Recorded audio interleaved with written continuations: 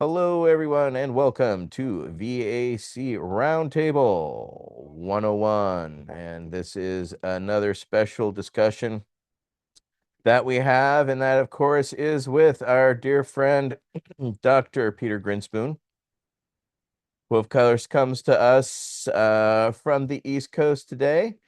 And one of the things we want to talk with him about for a second time, we had him previously, and so we're definitely happy to have him again. Basically, we're going to talk about his brand new book. And this is a fascinating look where, of course, we focused on a lot of different things. But this one is Aging Well with Cannabis, Feeling Better, Sleep Better, Live Better, and with marijuana and CBD. So we've seen a lot, of course, information come out regarding, we've seen, nursing become a specialty around medical cannabis. And of course, Dr. Grinspoon's lineage, his father, Dr. Lester Grinspoon, of course, I was fortunate to be published in his book, Marijuana, the Forbidden Medicine. I was the PTSD study through my my Gulf War syndrome, etc. But we, of course, got introduced to Dr. Grinspoon back, let's see, our VAC roundtable. Um, and we wanted to bring him back because his book seems to be touching a note with people. Because one of the main things we deal with, and especially medical cannabis, is older people coming to cannabis. And older people have a lot of questions. Yes, some did come from smoking back in the day, but of course, the landscape has definitely changed. We've seen the emergence of CBD. We've seen the emergence of now CBD potentially being covered by insurance in some resolves. So that has, of course, brought people to more questions with few answers. So we figured we'd bring one of the experts in here. And since he just published his book, and since he's a doctor, he can give us a different perspective from most people. So everybody, please welcome again Dr. Peter Grinspoon. And it's an honor to have you. So I'm just going to jump right into it. Your new book focuses on aging in cannabis. So, what surprised you most while researching and writing it? And did any of your assumptions change along the way? Dr. Grinspoon.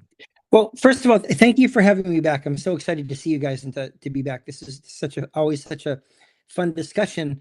Um, you know, I've been treating patients of medical cannabis for 25 years, and an increasing number of them are seniors. So I sort of noticed that change. But what really surprised me, number one, is how many seniors are embracing medical cannabis and how quickly that's changing, right? It used to be um, very difficult to get someone, if you think it would help their pain or their anxiety or their insomnia, someone over 65 to even think about medical cannabis. Oh, no, I wouldn't do that. And now it's just amazing. Like the demographic of patients that's embracing medical cannabis most rapidly right now is our 65 and older crowd. So I was really amazed at how rapidly that's changing. And then, doing the research for the book, again, it wasn't really anything I didn't know on some level, but there's so many maladies of aging. I mean, they say aging is not for the faint of heart, right? Your knees wear out, your hips wear out, your back wears out. Tens of millions of people have chronic pain. Our treatments for chronic pain we could talk about are very, like, not very safe, and it just, cannabis really seems to align well if used safely and appropriately. You don't want to start someone off with like 100 milligrams when they've never used it before. But if used safely and appropriately, it's amazing how well it aligns with like many of the maladies that are specifically associated with aging. And I don't think it's a coincidence the seniors are adopting medical cannabis so rapidly. I think they're finally realizing that they've been sold a bill of goods about it, and it actually is like a relatively harmless or like less harmful than many of the prescription medications, way to alleviate a lot of their suffering. And at the end of the day, medicine's just as much about alleviating suffering as it is about diagnosing and treating conditions. And they're finding that the cannabis really helps alleviate their pain, their anxiety, their insomnia, their colitis, their spasticity, it's sort of like a lot of the end of life issues too. So I was really amazed at that, at how like just closely aligned the benefits that medical cannabis has are to the actual specific things that people suffer from when they get older. And then finally, it is really interesting to see the prescription drop off. There's something called polypharmacy. People who get older, they accumulate diagnoses, they accumulate specialists, and they accumulate medications. And doctors rarely remember to de-prescribe medications. So, polypharmacy is when you're on 5 or more medications. I have seniors on 10, 15, 20 medications. And because, and I'm sure this crowd knows this as much as anybody, cannabis can do several things at once. It could help with the pain, the anxiety, the insomnia. It could help people peel off some of these other medications. And polypharmacy can be dangerous because, on the one hand, it's a lot to keep track of. It's also expensive and easy to make a mistake. And so it's really a win when people are peeling off these pharmaceuticals, especially ones which can have much worse side effects than cannabis. So I was really interested to find also how effective it can be in helping seniors limit how many different medications they're taking.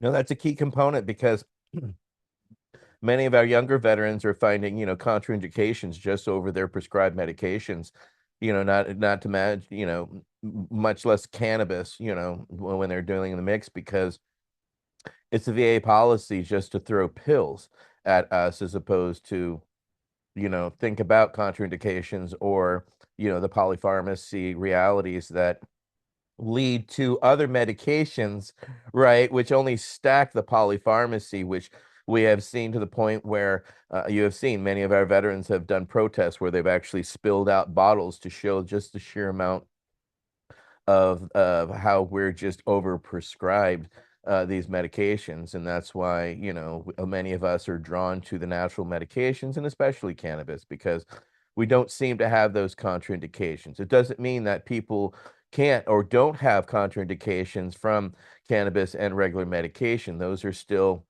ongoing. And one of the things we did earlier in Berkeley Patients Group was have a contraindications form. So when people actually had those types of adverse reactions to medical cannabis, I think we started that in about 2004, 2005, because people were coming in and saying, hey, I'm having a reaction to this and that.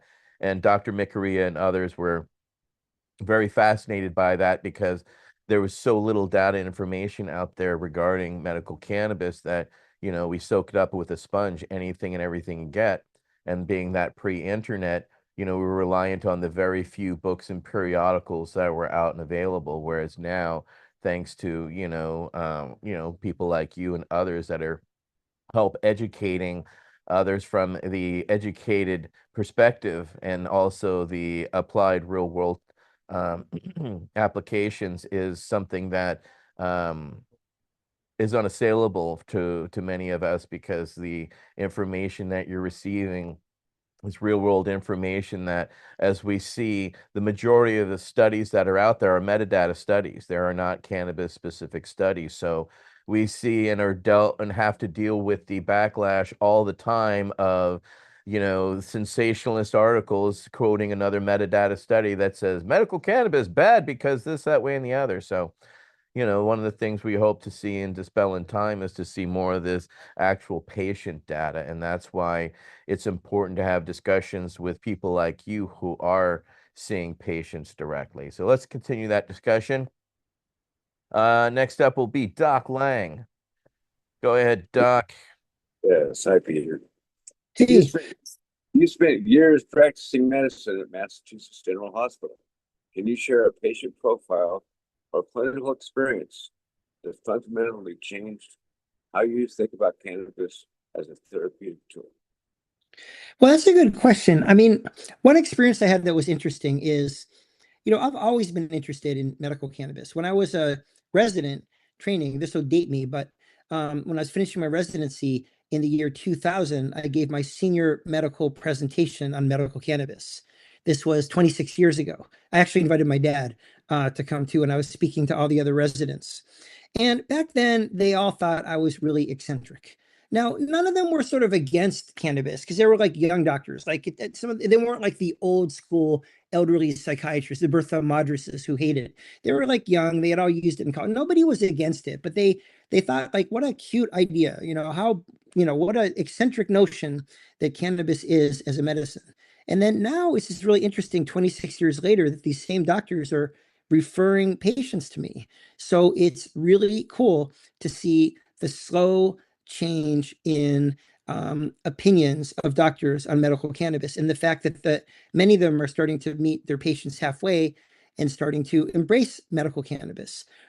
We still have a long way to go for physicians, educate physicians about medical cannabis. A lot of them are really caught flat-footed when the patients bring up medical cannabis, and they can come across as like judgmental or critical, which then the patient just clams up and they don't have any communication at all. I'm a huge believer in open communication between doctor and patient, and that means it's on the doctors to create a climate where they're first of all open to what the patients are saying and learning from them, because the patient knows best what works for the patient, and second of all, so the patient doesn't feel judged or criticized. And it's been very interesting to see the attitudes of doctors over the years. What a doctor thinks about cannabis. And I'm just bringing this up because I know the doctors have been a huge part of the problem over the last 50 years. They have not been particularly helpful in the fight to legalize cannabis, except a few, like my dad and a bunch of others. But on the one hand is like the oncologists, right? And they see their cancer patients, doing really well with their chemotherapy, their nausea, vomiting from their chemotherapy, their pain, their anxiety, their insomnia. They see them doing really well with cannabis. And it's really hard to find an oncologist that is against medical cannabis. I mean, like almost all of them are supported. And then on the other side of the spectrum are like the, adolescent psychiatrists who see like these young people, psychotic, not working, smoking tons of cannabis. And, cannabis probably plays a role in all this. It's certainly not helping, but they tend to overgeneralize these sort of addiction psychiatrists and think that cannabis does this to everybody. And they tend to be really against it. But most doctors are in between, and doctors are slowly coming around and becoming more and more in favor of it. And I get more and more consults from other doctors. And when you have lectures or you talk about it, it actually comes up. It never used to come up. So I would say that the most amazing thing to me clinically has been to see the evolution in doctors and nurses and seeing them listening to patients and becoming better able to tune out the nonsense. The problem with cannabis for patients is that for any issue about cannabis, if you look online, you get completely contradictory information, right? So if you don't know about it, it's really, really confusing. It helps nausea. It hurts nausea. It treats pain. It doesn't treat pain. It's addictive. It's not addictive. Like whatever you look up, you'll find two opposing answers, which is really confusing. And I'm just really surprised relieved that doctors are finally coming around. And I think that's the thing I've seen over the last 26 years that's been the most surprising and the most encouraging. Reading my dad's book, Marijuana Reconsidered, he proved in like 1967 that the magazine Playboy had more accurate information about cannabis than the Journal of the American Medical Association. Like I sometimes jokingly refer to the JAMA as the Journal of Absolute Marijuana Antagonism. They're like always completely against, like unreasonably. But despite that, the doctors are coming around. So I would say that is the most amazing thing I've seen over the last 26 years. And it's about time. So, Well, about time. That leads us to another pioneer in medical cannabis here, Marilyn Mathrig. Oh, wait, Mike G has a question. Has a follow-up before. Had a follow-up. Yeah, hey, that's some really insightful, information as far as the excuse me, the look into how the doctors receive their information as far as the breakdown and kind of like the different specialties and everything. Something that I've kind of always, wondered about and maybe is the training, and you kind of touched on that. And it's been this slow progression over the last 26 years. How do you see, because for instance, I sent my doctor, some information about, cannabis, just the other day. How do you see doctors kind of in the field right now, either being trained on that? And this is a good follow-up to Mary Lynn because of what she actually does. And how do you see kind of the medical field and doctors kind of being trained into this? Because the other things that we keep running into are kind of misdiagnoses of even like CHS, right? So how can these doctors kind of get properly trained in cannabis so that it's not kind of relying on solely that kind of doctor patient Right, liability? absolutely. Well, that's why I wrote my book. I mean, my book is very objective. It talks a lot about the harms, the benefits, the dangers, the medication interactions, the things it works for, the things it doesn't work for, the best ways to use it, how to get people started. But doctors are really not taught very much in medical school that's helpful about medical cannabis. And again, it hurts doctors and patients because patients are bringing it up very frequently, and the doctors are being caught flat-footed. And then the doctors can't really advise the patients. And the patients go to the dispensary and they don't know what to get, and they end up accidentally over consuming and ending up in the emergency room because they get a 50 milligram gummy when they should start at like 2.5 milligrams. Or they ask the bud tender. The bud tenders are the nicest people in the world, but they're not medically trained. It would be so much better if the doctors and the nurses could advise patients. Slowly, this is coming around. JAMA, which I just talked about, actually had an article recently, calling for more evidence, for more education of physicians with medical cannabis, because for these exact reasons, like patients are using it and doctors don't really know how to talk about it with them. But the younger doctors in particular are sort of very dissatisfied, and recent polls have shown that about 10% of them feel like they got adequate education about medical cannabis and that they're prepared for speaking with patients. So, that's really got to change. I mean, the other thing is they don't yet, they're starting to. I remember there was a poll from about 15 years ago where they only taught the endocannabinoid system in like 13% of medical schools. I think they're starting to teach it. It is so crazy not to teach the endocannabinoid system. I mean, that controls everything. It controls all the other neurotransmitters. And like, even if you hate cannabis, you're like the most reefer madnessy, you think cannabis is like satanic lettuce. You need to understand the endocannabinoid system to explain why. I mean, everybody needs to understand the neurotransmitters, molecules, and connections by which cannabis works in the brain. So I think slowly but surely it's getting better. But what really makes it difficult is there's this like cabal of academic addiction psychiatrists.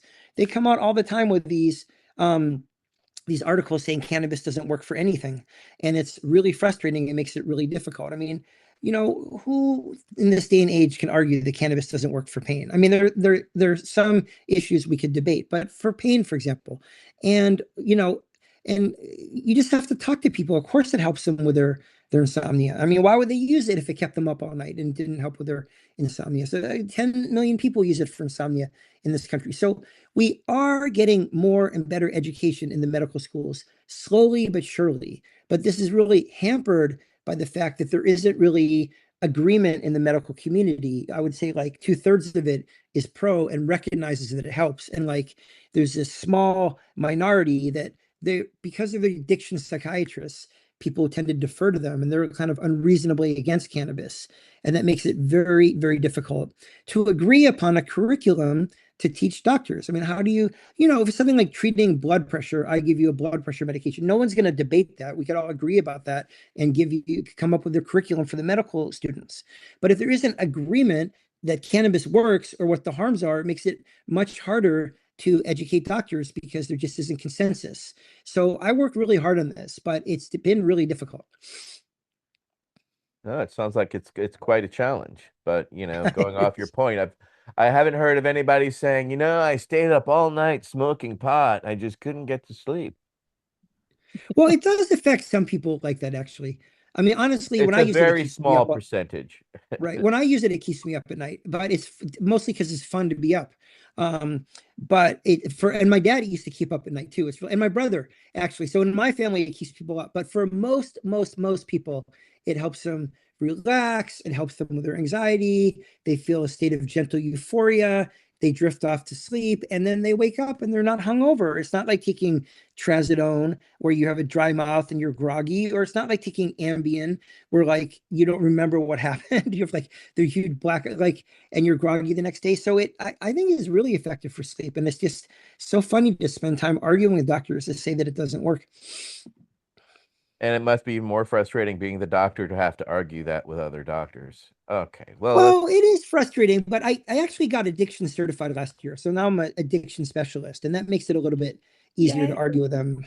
So all right, Mary Lynn. Yay. Well, good. Congrats on that. That's my background is addictions. And it just gets so frustrating because over the years we've started calling cannabis the exit drug instead of the gateway drug. And Peter, yeah, in talking about this, the good news for us is the American Nurses Association has recognized cannabis as a specialty.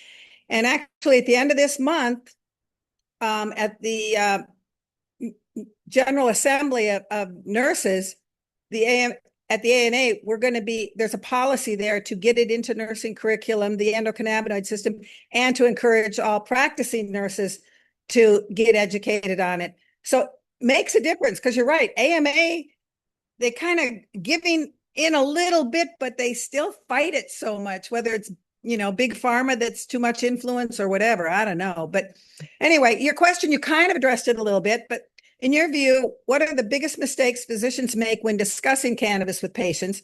And how can medical professionals have more productive conversations about patient benefits and risks? well, the biggest mistake physicians make in discussing cannabis with patients has to do with what I think the biggest mistake that physicians make in general, which is like not being humble. And the three most important words being a doctor, I think, are I don't know. When doctors bluff or pretend they know everything, they get in trouble and they screw things up. Now, I'm a primary care doctor. I mean, if I were like a sub specialist, I should know.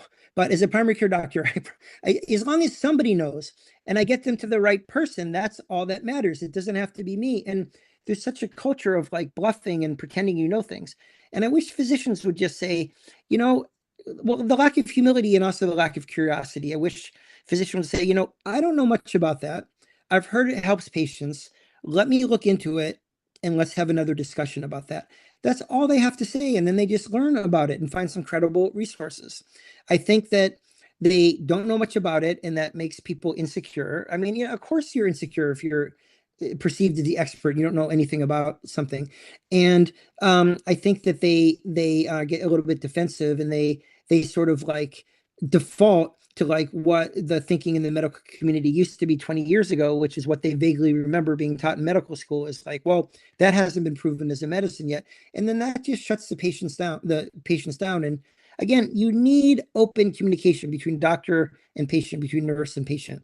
It's dangerous if there's not open communication. I mean, cannabis does have medicine interactions and it also like affects anesthesia, how much anesthesia, and some people have a bad reaction to cannabis. So for some people, it makes their anxiety worse. And it's just really bad if you can't communicate with your doctor. But if the doctor is all judgy and judgmental, I mean, and it's not just cannabis, like a good doctor has to make a patient feel comfortable talking about their alcohol use or their drug use, so they'll never learn about it. And if you never learn about it, you can't help anybody. How do you know they're addicted to opiates if they don't feel like they could open up to you and you could discuss it?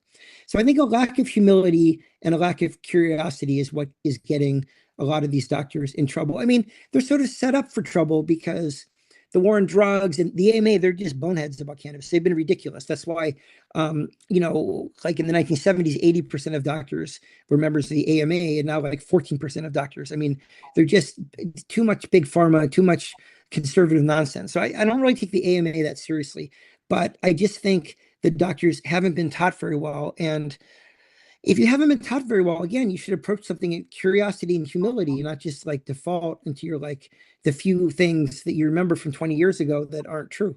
So we could do a lot better. We're getting there, but we could do a lot better. Yeah. All right. Next up will be Michael Crowitz, council member. Thanks, Etienne. It's really great to see you.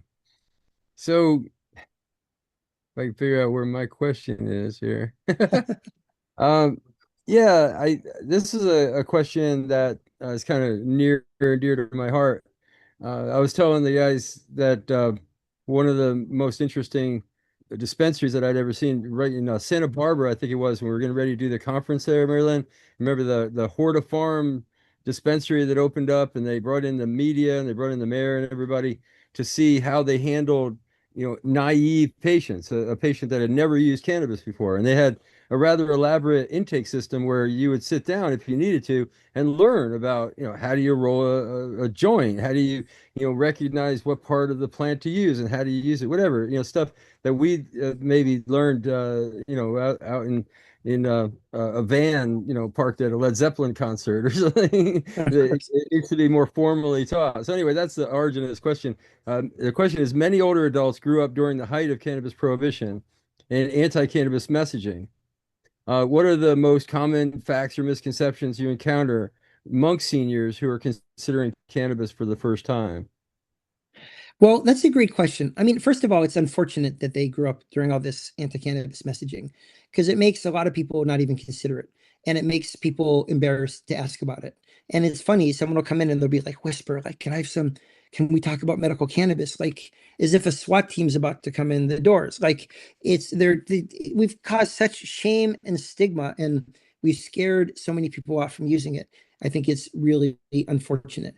Um, but again, as we talked about at the beginning, they're coming around. They're the group of people that are embracing medical cannabis more rapidly than any other group in our society. So obviously, they're getting another source of messaging that's kind of overruling the drug war messaging that they got, or they're just suffering and they see their friends feeling better and they're sick of suffering.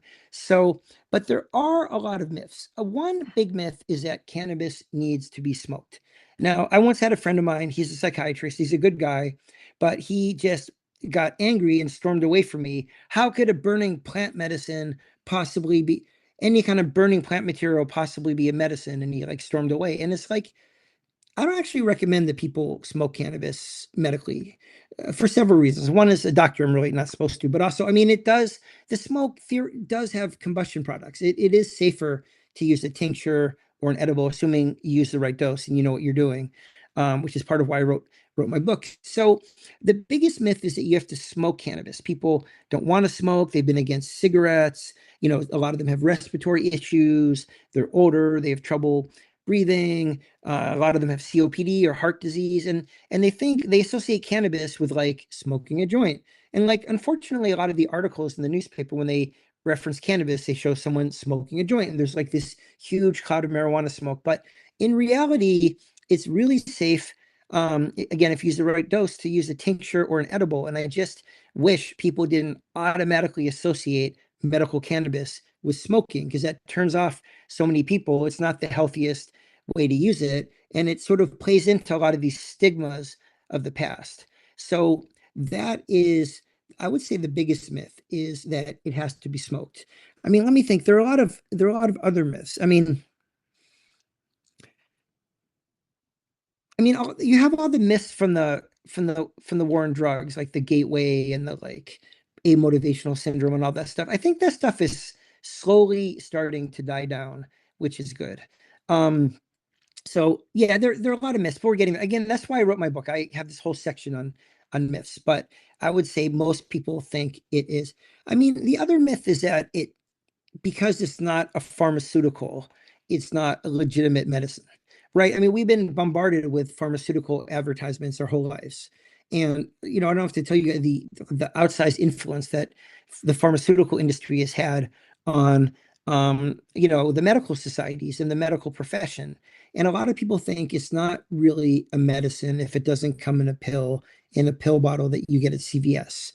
And I think that's another big myth that people have. People have been using plant medicines since the beginning, the dawn of human beings, and they've been using cannabis for 5,000 years. And many of our pharmaceuticals that we use have come from plants. They're plant-based, like digitalis is from foxglove. So I just think that's an unfortunate myth. And, it also gets into this like Eastern medicine versus Western medicine and how you have to be in one camp or the other. And I just don't see why we can't take the best of both worlds. And like, healing is healing. People get into these camps. So I think there's been a big pharma influence on like the perceptions of people about cannabis. This really unfortunate. I mean, at the end of the day, if you're feeling better and doing better, that's all that matters. Michael Krauts has a follow-up. Yeah, I'm curious. It just brings to mind a discussion that we've been having recently. It seems to come up more often, in an increasing percentage of times that we hear about efforts to limit the products that are available. The percentage of the THC, limit the products to only non-smokable products. One of the presentations I remember, I think it was Rand, did a side event at the UN like a year or two ago, and they talked about the percentage of THC in one of these vape pens being like 97% or something like that. And I asked them a question, do you take into consideration the dose that you actually inhale from that vape pen? Because I use a vape pen and I use a remarkably small amount. I might use a half-gram vape pen, it might last me a week. So that half-gram compared to a smokable combustible cannabis isn't even half of a one afternoon supply, let alone a whole week supply. So it's obviously you're not using the same amount per inhalation or the same amount per day or week or month or whatever. That's number one, is sort of the comparing apples with apples and oranges with oranges. But then the other side is, it seems like, and this is just our observation, I guess, inside our council, but it seems like these things have very deep unintended negative consequences. Like it sounds good to get people away from smoking, but then who actually gets hurt by this, change to make it non-smokable? Maybe you can, speak to that. That there is rare cases where you actually need to smoke, or patients that, prefer it for one reason or another, aren't there? Well, first of all, I'm not saying banning smokable products. I think that's ridiculous. I don't like banning any of these products because they just become in the illicit market and become more dangerous. I mean, the more you legalize cannabis and bring its use out into the open, the safer it gets. And I agree with you. There's certainly, I mean, I generally suggest to people that they don't smoke it, but if someone has a migraine, it's much more effective to smoke it. When you're in the middle of a migraine, like your stomach, you don't absorb medications very well, which is why many of the migraine medications are like nasal sprays or injections. And I remember I would have these 36-hour shifts in medical school, and I'd be like such a migraine at the end of this 36-hour shift in the hospital. And the only thing that would work would be like a puff of pot. And if you took a gummy, you just wouldn't absorb it. So I think migraine is an example of when it is reasonable to take a puff. And then also, like, you're in chemotherapy, right? You're in cisplatin or some medication that makes you barf. And these nausea and vomiting comes on so quickly, you can't take an edible and wait for an hour. And my brother Danny, which is a whole other story, you guys probably know the story, but he had childhood leukemia and my parents let him use medical marijuana. He wasn't going to take a brownie. I mean, he was throwing up, and the smoking really helped him. So I think there are cases where smoking's really appropriate. I do have a lot of patients that use it for pain, and they also have heart disease and they have lung disease. And I do sort of feel like, why don't you just use an edible? It's just better for you. So, and I try to nudge them in that direction, not because I want to tell them what to do, just because it's healthier. I'm a doctor. I want them to be healthier. And the thing with smoking, it's also like, if you have a puff once a week at a party, it's not bad for you at all. If you puff on your vape pen, which people do like 60 times a day, that's obviously bad for your lungs. So it is sort of a question of magnitude as well. And then as for you asked about 8 questions at once. So as for the THC limits, on the one hand, I don't think we should limit the THC because it's just going to end up in the illicit market, number one. Number two, if we say it can only be 10%, instead of 20%, that screws all the people on fixed incomes like veterans and seniors who are on like Social Security. And it makes it cost twice as much. And then all it does is make people pay more. And it's already very expensive for people.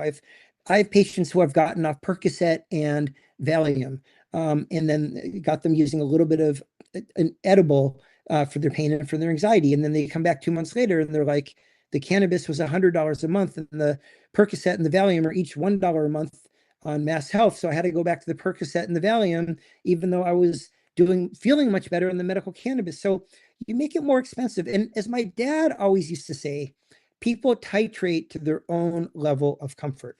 And that's actually going back to misconceptions. Like, a lot of people who haven't used cannabis and a lot of these like addiction psychiatrists think it's like other drugs, like cocaine, like the more you take, the better you feel.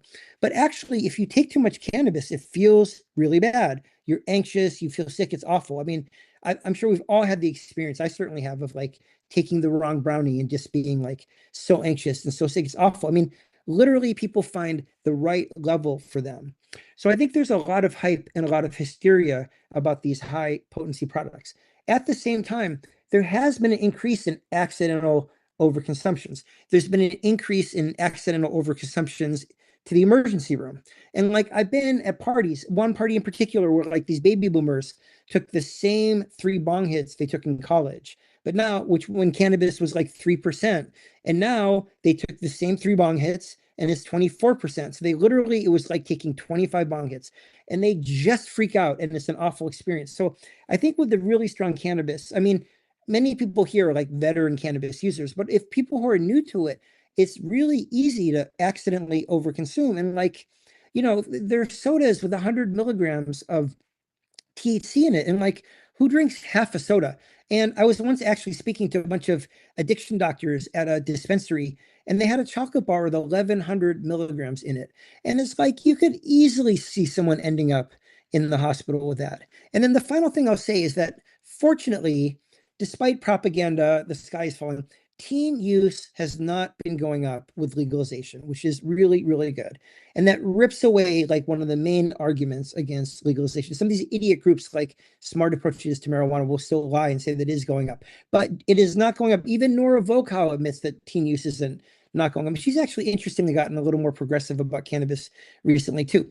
But there is some evidence that teens are getting access to these like super, super potent products, which is really not good for them, especially if they're 14, 15. It's just not good. You can't, I mean, of course, I started when I was 13, but I grew up with like, the household that I grew up with. But generally speaking, you can't argue that you want 14-year-olds or 15-year-olds. We say just say wait till 18 at least. And there's some evidence that they're getting their hands on these like super potent products because people buy them in dispensaries and then sell them to the kids, which is sort of unethical. And then that's really not good for them. So I agree with most of this, but these issues are nuanced. And like when the prohibitionists say something, there's always like a kernel of truth, but it's just like wildly exaggerated. And like people do get cannabis hyperemesis, but it's like overdiagnosed. I mean, and it is bad for teens. So I agree with a lot of this stuff, but I do think that's the hard thing about cannabis. A lot of it is really nuanced. Like it's not good for you to smoke, but in some instances, it is good to smoke, right? We shouldn't ban these high potency products, but there is a negative to these high potency products. It's a very, very nuanced topic, but that's why we're having discussions like this, right?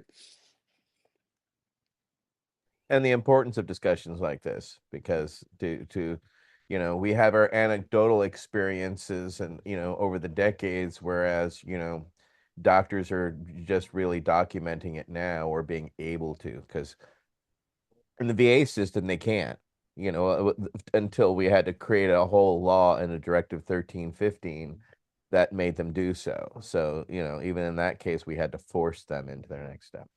All right, next up will be Michael Davis, council Yep. member. Okay, so this is kind of a long question. Okay, so you've lived through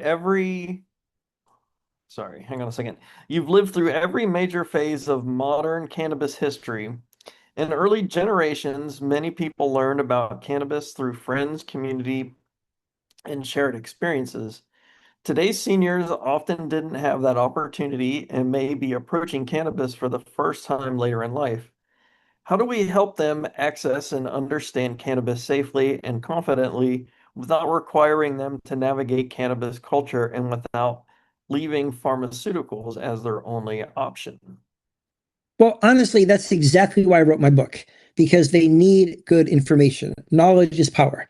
Think, for example, put yourself in the shoes of an 80-year-old that's never used cannabis, and imagine yourself walking into a dispensary, and imagine how bewildering that would be. It's like completely confusing, bewildering. Like there's a million products, there's a million people, there's a million strains, there's a million delivery methods. So in my book, in one of the chapters, I go through walking into a dispensary, what you do, how you get the right dose, what the options are, like in the granular level, just to make it less stressful. And I think the most important thing for seniors is to really start low and go slow. I mean, a lot of them get their kids are sick of seeing them suffer. So they're like, here, try this 20 milligram gummy. This is what I take. And the grandparents get really sick because it's too much THC. And then they get turned off on the whole endeavor. And they're like, that didn't work. I had a bad reaction to it. And I think if you just start these people on either like 1 milligram or 2.5 milligrams of THC and work your way up slowly, most of them do really, really well. Some of them, a lot of times you can even get them feeling better without even them feeling it, a psychoactive effect.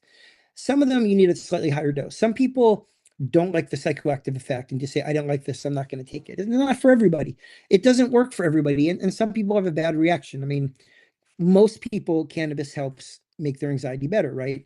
In lower doses, it tends to lower anxiety, and in higher doses, it increases anxiety. It's biphasic. So we have to start really slowly and carefully. We really do ourselves a lot of injustice when we make these really high potency products combined with a lack of education. It's really dangerous for seniors. I mean, if you take too big a dose of cannabis in addition to an anxiety attack, it could trigger an arrhythmia because it gets your heart rate going so quickly. So I really think knowledge is power, and we've just got to educate our seniors a lot better. And ideally, the doctors and the nurses will be doing this. And I know we're all working towards that end, but again, that's why I wrote this book. So at least there'd be like one neutral resource. I really, really did try to talk about harms as much as potential harms as much as benefits, because those are just as important. The anti-cannabis people just talk about the harms, and we tend to talk about the benefits, but they're equally important.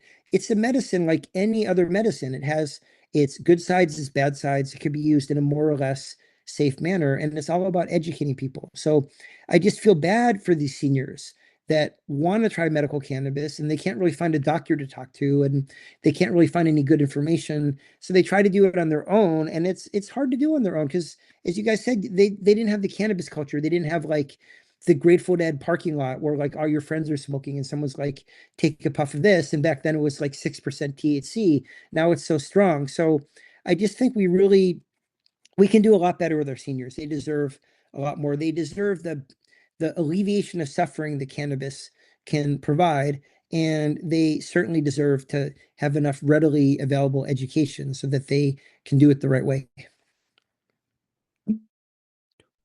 Absolutely. Well, leads us into our next question because, of course, we saw cannabis use disorder. It's something that's been coming up, and of course, we did kind of a deep dive into that ourselves when we're doing our FOIA request because we saw, of course, a change in the DSMs, right? A combination of cannabis, cannabis disorder, and I don't. Dependency and addiction, yeah. Correct. And they combine them into DSM-5 with, of course, no further breakdown for everybody. And of course, that led into the psychology of DSM-10, which of course is something that a lot of our veterans are dealing with. And that focuses specifically around, cannabis use disorder, which of course, I'll get into the question here and why that leads. So as somebody who practices both internal medicine and addiction medicine, how do you distinguish between healthy cannabis use, problematic use, and true cannabis use disorder in the clinical setting? Well, it's interesting. I mean, first of all, cannabis is addictive, and anything that causes euphoria and relaxation can be addictive. A certain subset of people, it's not as addictive as tobacco, alcohol, or opiates, or cocaine or methamphetamine, but it certainly can be addictive. And I don't understand some cannabis advocates that just flat out deny that it can be addictive, because it can be. And I treat people, I consult privately, and I treat people for cannabis addiction, and it can be a mess. It can be really difficult. Now, no one dies from cannabis addiction. It's not like opiates, alcohol, methamphetamine. So you have to keep it in context. It can really derail people's lives, but it's not deadly. But I think we do ourselves a disservice when we like flat out deny that there's cannabis addiction. At the same time, the way the DSM-5 is written, they vastly exaggerate how many people are addicted to cannabis. To be addicted to cannabis, they have 11 criteria. I mean, addiction is continued use despite negative consequences, and like loss of control and risky behavior and not participating in your family, your habits, your hobbies, your friends, just having all your emotional relationships be with the drug. I mean, so that's basically the definition of addiction. But to try to make everything clinical, they have 11 criteria. And again, these are like the same: loss of control, use under dangerous circumstances. But to get cannabis addiction, you only need to qualify for 2 of the 11. And unfortunately, one is tolerance, needing to use more as time goes on. And the other is withdrawal, meaning like when you use it every day and then you stop using it, you get withdrawal effects. People who use cannabis every day heavily, and they stop using it, not everybody, but it does sort of the opposite of what the cannabis does. You're grumpy, you're not hungry, and you have insomnia. It's not pleasant. It can make people who need to stop using cannabis for like a drug test at work, or they're traveling to Russia, they have trouble stopping because of the withdrawal effects. But the fact is, if you have tolerance and withdrawal, you're defined according to the addiction psychiatrist, to the DSM-5, as being addicted to cannabis. But the problem with that is it ropes in all the medical patients. Now, we have the same 11 criteria for opiate addiction, right? You need to have 2 of 11 to be addicted to opiates. But they have an opiate exclusion where they say just having tolerance and withdrawal does not constitute an addiction, and that everybody that uses opiates chronically for pain has tolerance and withdrawal, of course, is part of using opiates for chronic pain. And the fact is, because these addiction psychiatrists don't consider cannabis a medicine yet, a lot of times you read things and they put medical marijuana, these like derogatory quotation marks, they just don't believe it. They don't have the same exclusion. And in the same way, many medical patients have tolerance and withdrawal. It's just part of using the substance. If you stimulate your endocannabinoid system every day, it can over time get a little bit less sensitive and you might need a little bit more. And if you stimulate it every day and then you, for whatever reason, have to stop, of course you get withdrawal. So their definition of cannabis addiction doesn't have that exclusion that we have for other drugs. And it ends up roping in all the medical, or many of the medical cannabis patients. So you get these articles from these addiction specialists, quote unquote specialists, to say 30% of adult American cannabis users are addicted to cannabis. And that's such nonsense. It's probably like 3 to 5%. I've seen very few medical patients addicted to it. They use lower doses and they're using it to alleviate suffering. So it is addictive. It's vastly exaggerated how addictive it is. We need urgently to educate people and to get the addiction people, which is part of why I became addiction certified, to rethink how they define cannabis addiction. But just to get, that was a long answer to get back to your question. I mean, it all goes back to continued use despite negative consequences. Like if you use it for a legitimate medical reason and it's helping you, that's not addiction, right? If you use it socially at a dinner party on the weekends and you have a good time and you use it instead of drinking, that's a win. It's better for you than alcohol was associated with 178,000 deaths in 2024. Cannabis with 0. So that's a win. Like I do have one patient, for example, he really does have cannabis hyperemesis. He spends 1 to 4 nights per month overnight in the hospital, throwing up, barfing his brains out, just throwing up, throwing up, throwing up. And I can't get him to stop using cannabis no matter what we do. I'm like, look, I'm a cannabis specialist. I'm not anti-cannabis, but you have to stop smoking it for 3 months. If you stop smoking it for 3 months and the problem continues, then it's something called cyclic vomiting syndrome. It has nothing to do with the cannabis. If you stop cannabis for 3 months and the problem goes away, it is cannabis hyperemesis. But to spend so many nights in the emergency room, he's so miserable. He's missing work. He's missing his family. That is continued use despite negative consequences. So it clearly is addictive, and it can be really difficult, like all addictions, to treat. And we find that when we were, that was, of course, we had Dr. Russo on, and we did a deep dive on cannabis hyperemesis. And just for those who are watching, the only way to really get away from it is abstinence. Unfortunately, there's just it's a genetic defect in the human. Has nothing to really do with cannabis that we're able to find as much as and there's a metabolomic test for that too, just so people are aware, because as Dr. Grinspoon was talking about, cyclical vomiting syndrome, and a lot of the cannabis hyperemesis of true people who experience it, they on average, Dr. Russo said it costs around $98,000 for them to finally arrive at that diagnosis, because cyclical vomiting syndrome is so much more prevalent and diagnosed that it's sometimes cannabis use disorder is not properly diagnosed. So just Right. Well, you caveat, know what? If I could just mention, it's really interesting. please. They used to underdiagnose cannabis hyperemesis syndrome because it hadn't been defined yet. Right. Now, in the age of electronic medical records, and you could search, for example, in the word cannabis, anytime anybody comes into the hospital and they're vomiting and they have the word cannabis anywhere in their medical record, they call it cannabis hyperemesis syndrome. Sometimes it is, but it gets so overdiagnosed now. So it's really difficult when they do that. Also, I want to say I've seen it. It's really ugly to see, and people shouldn't deny that it happens. It's really ugly. But then again, it gets so confusing with the prohibitionist physicians, or like people are scrummeting in the ER because they're so sick. It's like there's no such thing as scrummeting. That's just like nonsense. I mean, where do they come up with that stuff? So again, it's very difficult because like one side flat out doesn't believe it exists and says it's because of a pesticide called neem. And the other side is like vastly exaggerating it, calling people scrummeting. And it just makes it difficult for like an ordinary person to know what the truth is. Well, and it also paints a terrible picture. He used that a couple of years ago at the UN in his presentation. And we were laughing, and we actually were talking with country representatives from Finland and Norway, and they're like, his experiences we do not experience in reality. We do not understand what is he saying what is true, and we had to reassure them, no, he's a professional liar. He's just very good at what he does. And they're like, oh, okay.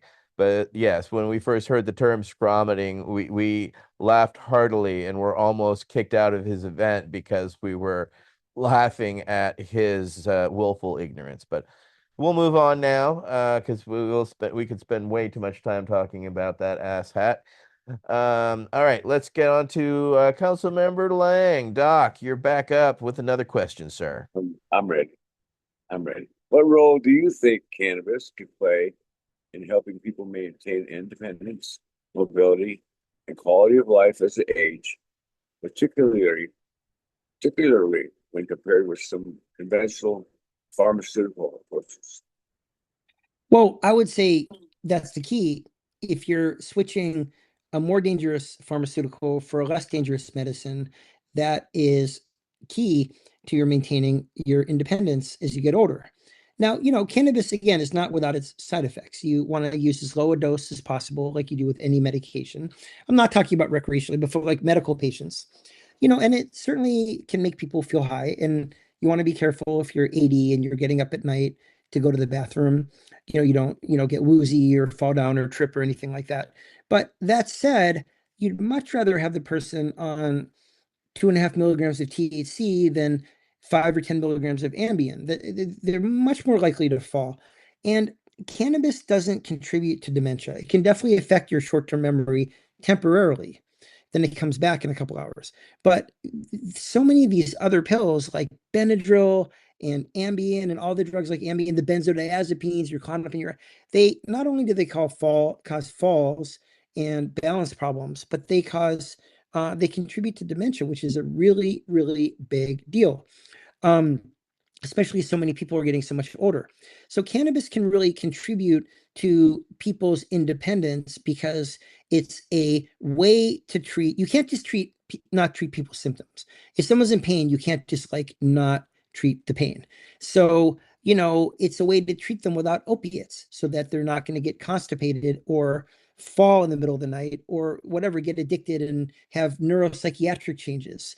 And we talked about Ambien. So I really think that it helps people age and maintain their independence strictly because it replaces, well, one, because it alleviates symptoms. I mean, if you have bad arthritis, you need something to help you move around, and cannabis helps people do that. But it actually helps people do that with many fewer side effects. I mean, you think of pain again. 50 million people in this country have chronic pain. Nobody wants to be on opiates because they're addictive. No doctors want to prescribe them. They cause really bad constipation in the elderly, and they can cause falls, really bad balance problems and falls. You fall, you break your hip, you're screwed. Now, Tylenol doesn't do anything if you really have arthritis. It's really not strong enough. And then the nonsteroidals are the biggest culprit of all. The Advil, the ibuprofen, the diclofenac, the Aleve, the naproxen. They cause 10,000 heart attacks a year. They cause ulcers and gastritis. They interact with so many medications like blood thinners and other medications like that. But mostly, as you get older, I see so many people's kidneys who have just been killed by taking ibuprofen after ibuprofen after ibuprofen. It eats away at your kidneys. Cannabis doesn't do that. People have this misconception that if it's over the counter, it's safe. And like, there's so many over the counter medications that are like, it's particularly like ibuprofens that are just deadly. So I think if you're using cannabis instead of ibuprofen, using cannabis modest dose responsibly, I think it could really help maintain your independence because you don't get kidney failure or an ulcer. So I think you avoid other medical problems that these other pharmaceuticals cause, combined with the fact that you could pretty comfortably, in a lot of the cases, not for everybody, but in a lot of the cases, control the symptoms that really interfere with people's mobility and their independence. I think people are finding cannabis really, really helpful for this. It also, can make people more social. There's an epidemic of loneliness out there, especially among older people. And people are like rotting of loneliness. When I was during COVID, I'd have older patients make appointments with me as their primary care doctor just to have someone to talk to. There was like nothing wrong with them. And I felt so bad after they only give us like 20 minutes for an appointment. I'd feel like so bad after an hour, but like I couldn't see them all day and they were just so lonely. And I think with cannabis, their pain isn't bothering them as much. So then they go out and they start doing an activity with their friends or their senior living facility. And then because they're doing an activity, they're not as lonely. And then because they're doing an activity, they're not thinking about their pain as much. And they sort of get into this positive cycle. And I think the cannabis can be really helpful to older people in that sense as well. Agreed. All right. Well, next up will be Marilyn Mathery. All righty. All righty. If you could redesign medical education from the ground up, what would a modern curriculum on cannabis and the endocannabinoid system look like for future physicians? Well, first of all, I would, you can't understand cannabis without understanding the social history of cannabis. So I would talk about how it was a medicine in this country in the late 1800s, early 1900s, was put into the U.S. Pharmacopoeia in the 1850s, and then how it was criminalized and taken out of the U.S. Pharmacopoeia in the 1940s, and about all the nonsense that has been out there about cannabis and all the drug war propaganda that our government put out, and then unfortunately a lot of the doctors followed. Remember, you just have to talk about that a little bit because people have these views and have heard these things in like the DARE program when they were teenagers and don't really know where to put them unless you kind of give them a context for it. And then I would start certainly with the endocannabinoid system. Again, even if you think cannabis is like Satan's lettuce, you have to understand the endocannabinoid system. And, it controls so many different things. Like if we had studied the endocannabinoid system when I was in medical school, so many other things would have made sense, like how it all fits together. The endocannabinoid system is like the air traffic controller for all of the other neurotransmitter systems. Now, they were just discovering the endocannabinoid system when I was in medical school, so I don't really blame them for not teaching it to me. But now there's no excuse. We know it really well. We've been studying it for 50 years or 40 years, not that old, 30, 40 years. And I would teach the basics, the enzymes, the receptors. I would just talk about all the different things it controls in the body and talk about how it works, having nothing to do with cannabis. Just how does the endocannabinoid system work in our bodies? What does it do? What does it help? How is it connected to the gut? How does it affect memory, temperature control, pain, reproduction, all the things that it controls. Then I would talk about what cannabis is, what the different components are, the main ones, THC, CBD, but also some of the minor cannabinoids, because doctors see that because patients are taking that.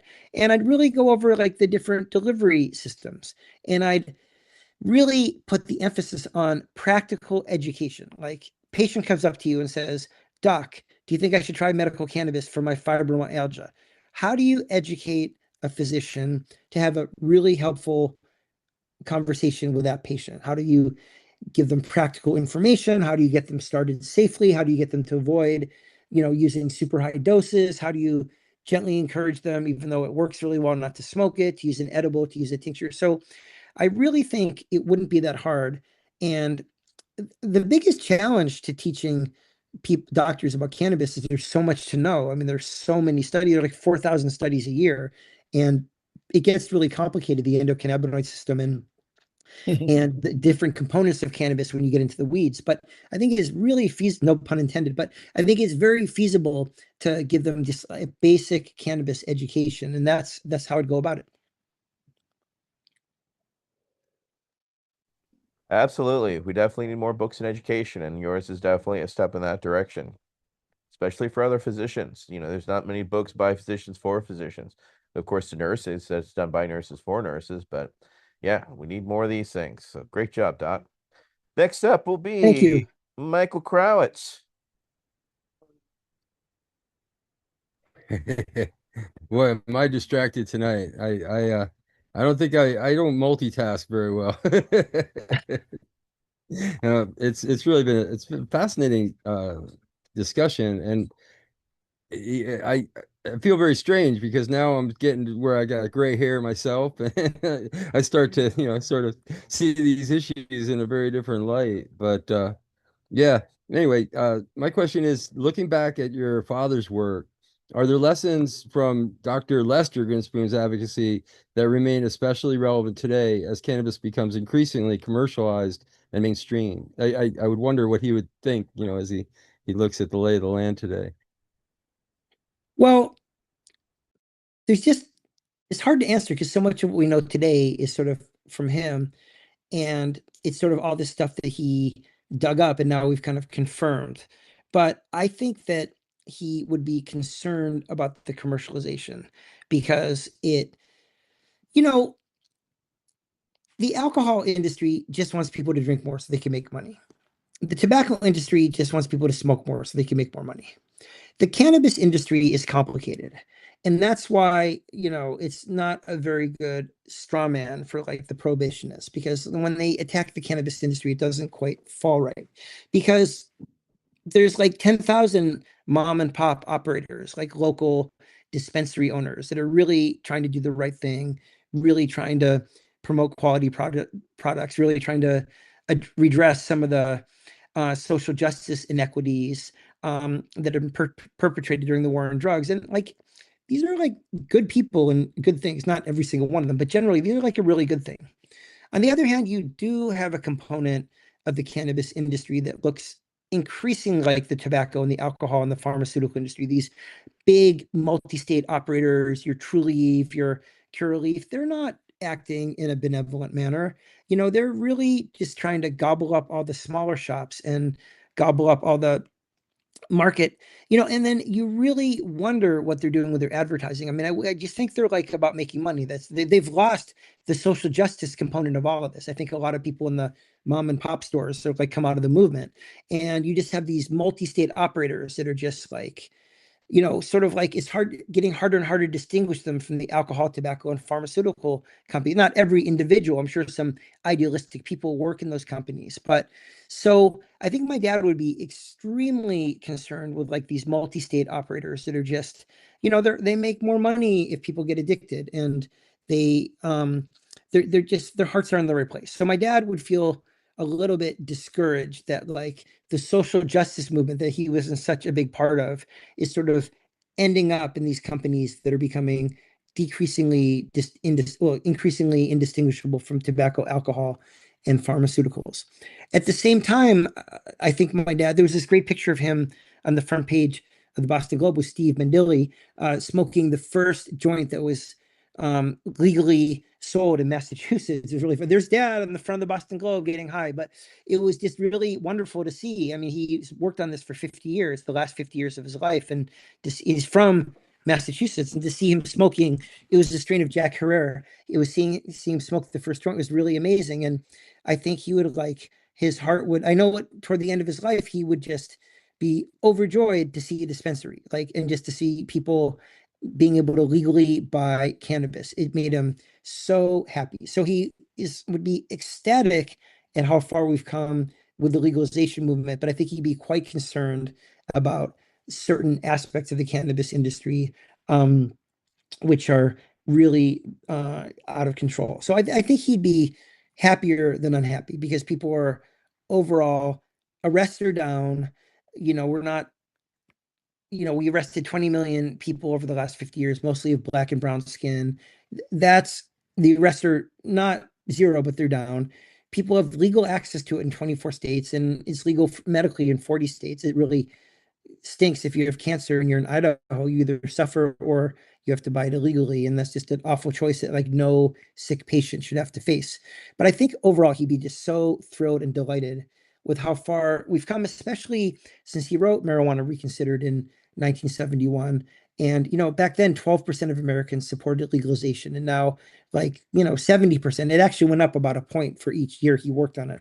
But now about 70% of Americans support legalizing recreational cannabis, and like 90% support legal access to medical marijuana. Now, name anything else that 90% of Americans agree upon. I mean, who would have thought that cannabis would be like legal access to medical marijuana would be the thing they agree upon? So I think he'd be pretty happy. And ironically, in 1979, he wrote this book, Psychedelic Drugs Reconsidered, which was just an amazing book. They're amazing drugs too, but it was an amazing book. And I read it when I was 13. It blew my mind. And he went into the social history, just like he did with Marijuana Reconsidered, all the medical uses. And he was like crying from the rooftops that we should be using this in psychiatry. And he got crucified for Psychedelic Drugs Reconsidered. And now, like, even my hospital, MGH, has the Center for the Study of Psychedelics, like all the major hospitals do. Most psychiatrists are in favor of it.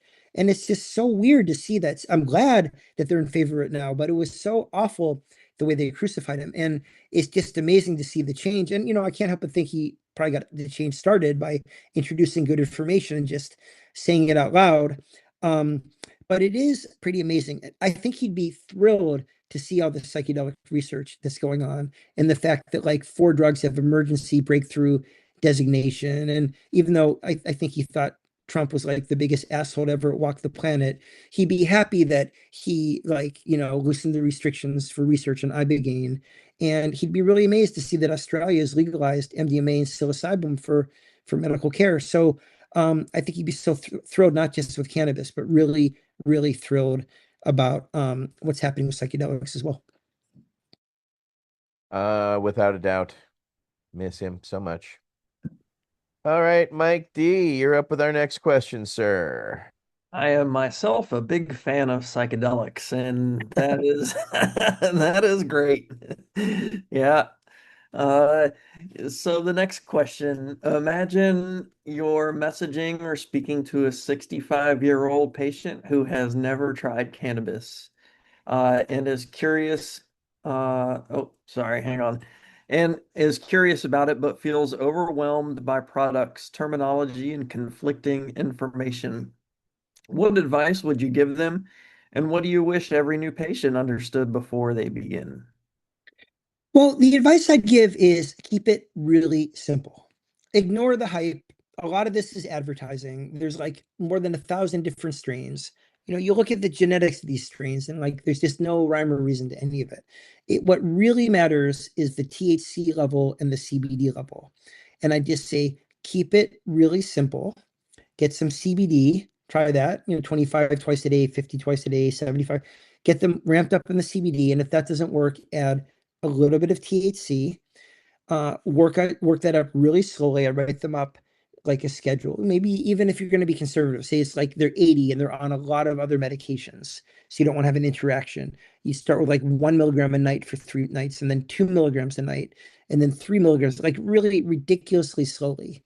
And I just tell them to keep it simple, keep to an edible or tincture, use a really low dose, and to just focus on those simple things and to ignore all the paraphernalia, ignore all the different strains, ignore all the marketing, and ignore all the hullabaloo because it's overwhelming for them. And again, at the end of the day, what really matters is how much CBD, how much THC, and how carefully you up titrate the dose.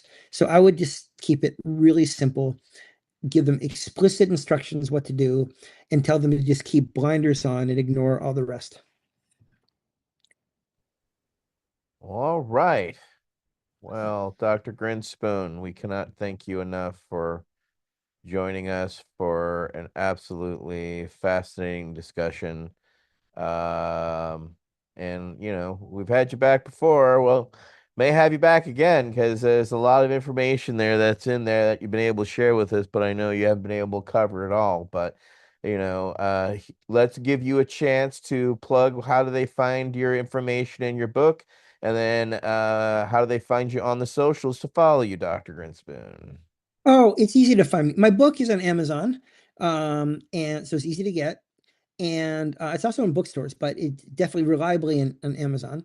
And to find me, I'm easy. It's just petergrinspoon.com is my website. And there's a contact me button, but the contact me button just goes to my email. So it's really easy to get me. So it just literally just if anybody has any questions, I'm always happy to answer questions. I've dedicated my life to cannabis education, as has everybody here.